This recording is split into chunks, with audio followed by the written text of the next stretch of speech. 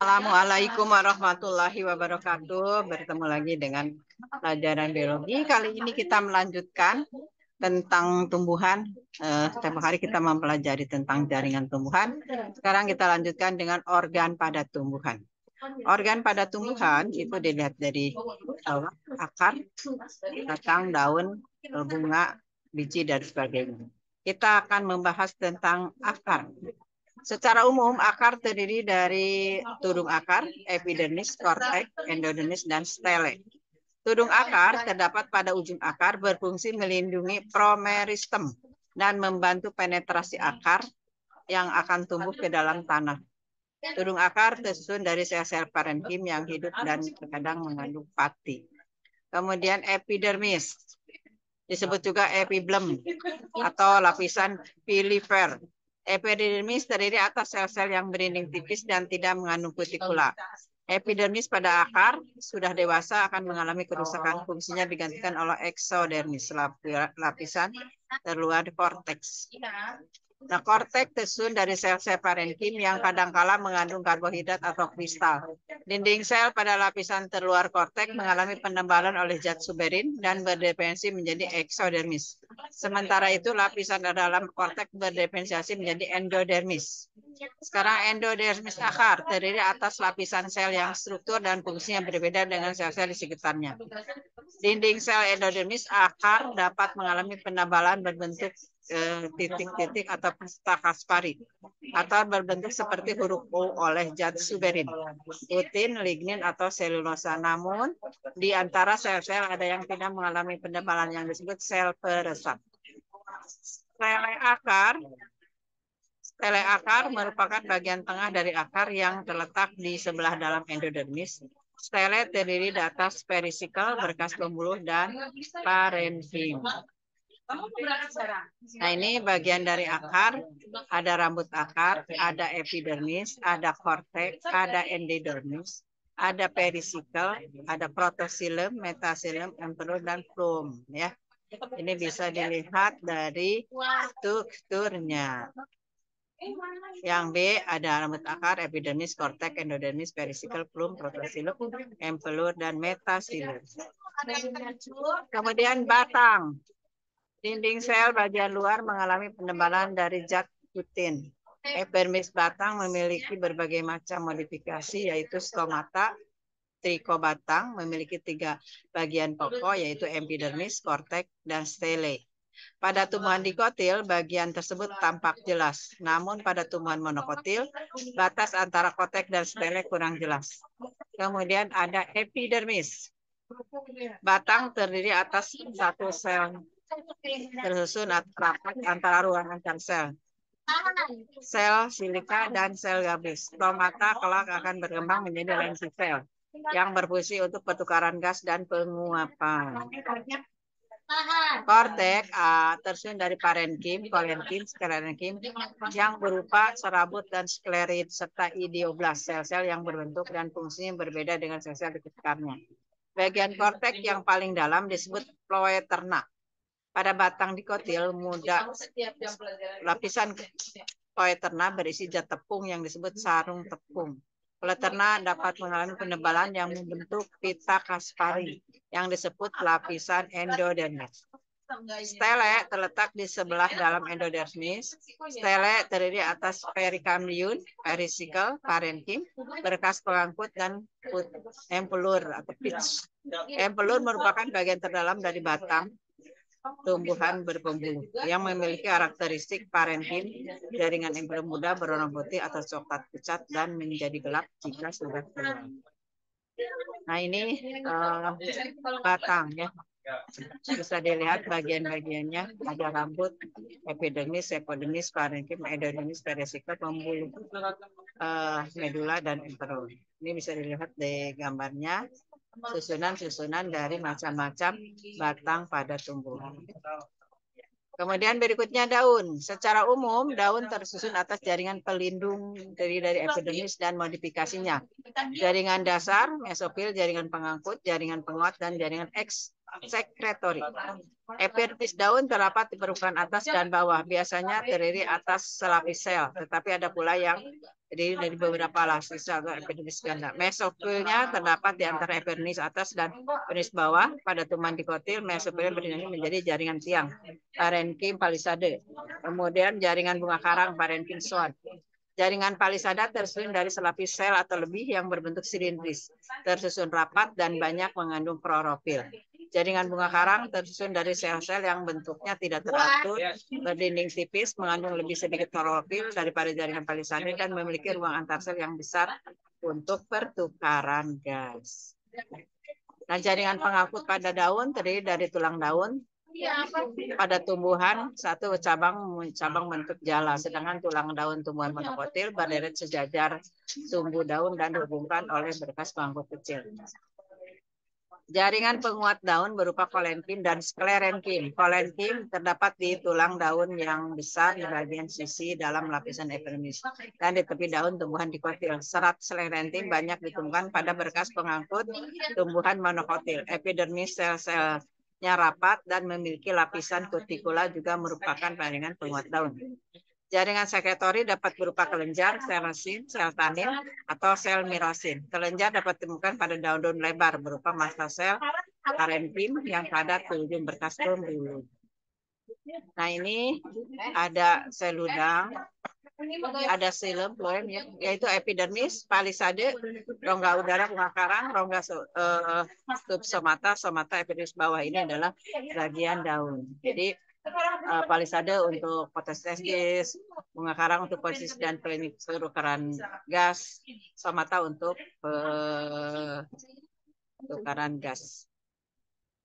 Kemudian sekarang bunga merupakan alat reproduksi seksual pada tumbuhan. Bunga sempurna adalah bunga yang memiliki putik dan benang sari, alat reproduksi. Bunga lengkap adalah bunga yang memiliki alat produksi dan perhiasan bunga, seperti kelopak dan mahkota. Secara anatomi, daun kelopak dan daun mahkota mempunyai struktur yang sama, yaitu memiliki epidermis atas dan bawah, parenkim dasar, mesofil, berkas pembuluh, dan sel-sel idioblas saluran getah.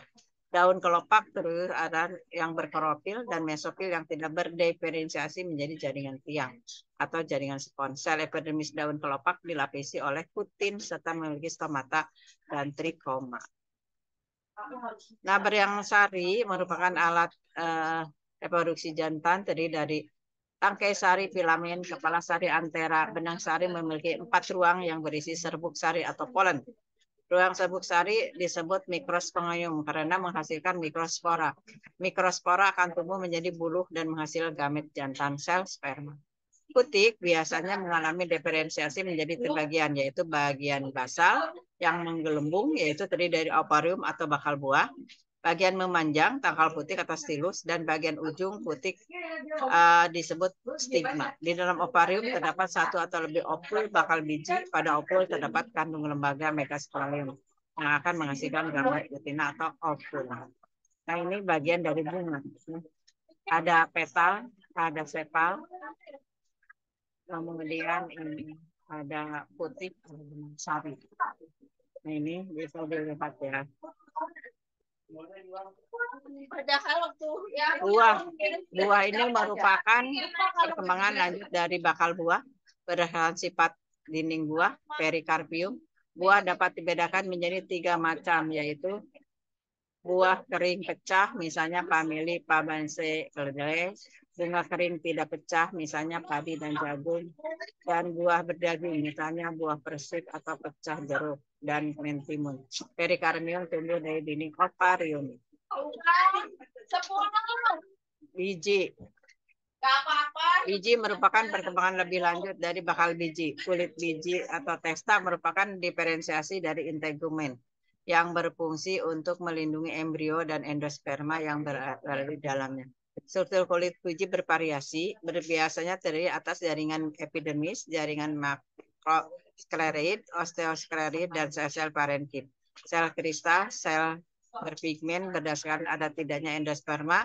Biji dapat dibedakan menjadi 2 tipe, yaitu endosperma, yaitu memiliki endosperma, dan non-endosperma, tidak memiliki endosperma. Biji tipe endosperma misalnya terdapat pada ziamai, jagung.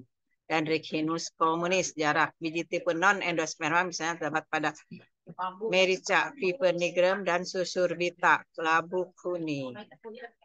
Nah, ini bisa dilihat perbedaan anatomi tumbuhan monokotil dan dikotil dari akar, batang, dan daun.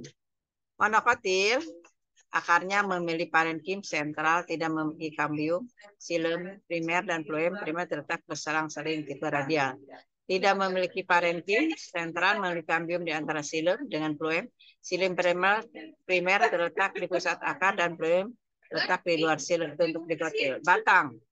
Pada monokotil, batas antara kotek dan stele kurang jelas. Antara xilem dan phloem tidak ada kambium atau tipe kolateral tertutup. Pada dikotil, batas antara kortek dan stele jelas, antara phloem dan xilem terdapat kambium, tipe kolateral tertutup. Daun tidak memiliki jaringan parenkim palisade untuk monokotil, tetapi tersusun dari sel parenkim yang tersusun dan ukurannya seragam.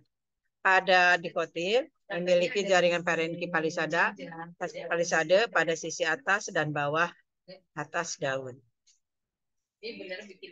Nah, pada jaringan tumbuhan ada yang disebut dengan sifat totipotensi, yaitu kemampuan setiap tumbuhan untuk tumbuh menjadi individu yang sempurna. Sehingga karena itu tumbuhan itu bisa dibuat untuk kultur jaringan. Dari perbanyakan tanaman dengan jalan mengisolasi bagian tanaman, bisa akar, batang, atau daun, atau tunas, kemudian menumbuhkannya pada media buatan yang kaya nutrisi dan pengatur tumbuh atau hormon secara aseptik steril dalam wadah tertutup yang tembus cahaya, misalnya botol kaca pada tertentu, sehingga bagi tanaman dapat memperbanyak diri dan bergenerasi menjadi tanaman yang lengkap. Jenis kultur jarungan, ada yang meristem kultur, yaitu kultur jaringan dengan menggunakan eksplan dari jaringan muda atau meristem. Kemudian polen atau anterkulum, yaitu anterkultur, yaitu teknik kultur jaringan dengan menggunakan eksplan dari serbuk sari atau benang sari. Ketiga, protoplas kultur, yaitu teknik kultur jaringan dengan menggunakan eksplan dari protoplasma sel hidup yang telah dihilangkan di misalnya. Kloroplas kultur, yaitu teknik kultur dengan menggunakan eksplan kloroplas untuk tujuan perbaikan sifat tanaman dengan membuat variasi atau varietas baru. Ada juga somatic cross, yaitu silangan protoplasma, yaitu menyilangkan dua macam protoplasma menjadi satu, kemudian dibudidayakan hingga menjadi tanaman yang mempunyai sifat yang baru. Nah, teknik kultur jaringan itu harus mikropropagasi, harus steril, jadi harus bersih. Kemudian pembuatan media, komposisi media yang digunakan bergantung pada jenis tanaman akan dikultur. Media digunakan biasanya terdiri dari garam mineral, vitamin, hormon, bahkan bahan tambahan seperti agar-agar dan gula. Inisiasi pengambilan eksplan dari bagian tanaman yang akan dikultur. Bagian tanaman yang sudah digunakan adalah tunas. Multiplikasi adalah memperbanyak calon tanaman dengan menanam eksplan pada media. Pengakaran adalah fase saat eksplan akan menunjukkan adanya pertemuan akar, yang menandai bahwa proses jaringan dilakukan mulai berjalan dengan baik. Aklimatisasi adalah kegiatan pemindahan eksplan keluar dari ruang aseptik atau beda. Nah, ini contoh dari sampel jaringan dari tanaman dewasa di kulturnya, diambil daun dari contoh, akan tumbuh menjadi kalus dipisahkan dari sel tunggal di kultur, kemudian kultur menghasilkan tanaman baru. Nah, keunggulan pemilikan dengan kultur jaringan adalah: satu, dapat diperoleh bibit yang bersifat identik dengan induknya, tidak membutuhkan tempat yang luas, kualitas dan kesehatan bibit lebih terjamin, bibit yang dihasilkan seragam, bibit akan lebih cepat pertumbuhannya, pengadaan bibit tidak tergantung pada musim, dengan waktu yang singkat bisa mendapatkan bibit tanaman yang dalam jumlah banyak. Nah, demikian pembahasan tentang organ tumbuhan. Untuk memahami materi tadi, jawablah pertanyaan berikut. Apa yang dimaksud dengan totipotensi pada tumbuhan? Kedua, apa yang dimaksud dengan bunga sempurna, bunga jantan, dan bunga betina? Ketiga, jelaskan jaringan yang menyusun organ pada daun beserta fungsinya sesuai nomor pada gambar berikut. 1, 2, 3, 1, 2, 3, 4, 5. Yang keempat, jelaskan apa saja keunggulan dari kultur jaringan. Demikian uraian kali ini. Semoga ada manfaatnya. Selamat belajar. Assalamualaikum warahmatullahi wabarakatuh.